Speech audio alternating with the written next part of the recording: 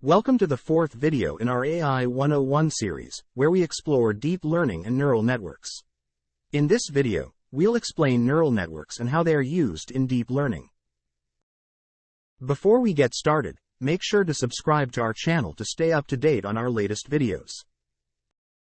Deep learning is a subset of machine learning that involves training artificial neural networks to perform complex tasks.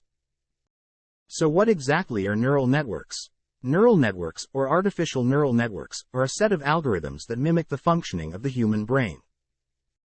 A single neuron in the human brain receives input from other neurons and, based on the strength of those inputs, decides whether to fire an electrical signal to other neurons. Similarly, an artificial neuron receives input from other neurons in the network and processes that information to produce an output. Neural networks consist of layers of these artificial neurons. Input is fed into the network and processed through multiple layers, with each layer learning increasingly complex representations of the input data. When a neural network has more than two hidden layers, it is called a deep neural network. Deep learning involves training these networks on large datasets to learn complex patterns in the data. Neural networks can be classified as categories or types. As for categories, there are three main ones: classification, sequence learning, and function approximation. The first category, classification neural networks, are used for tasks like image classification, speech recognition, and natural language processing. The second category, sequence learning neural networks, are used for tasks like language translation, text-to-speech, and video analysis. The third category, function approximation neural networks, are used for tasks like regression, prediction, and control systems.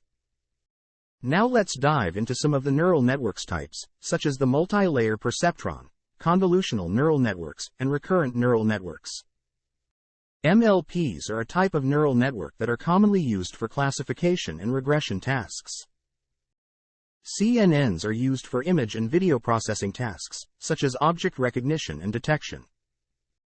RNNs are used for tasks that involve sequential data, such as natural language processing and speech recognition.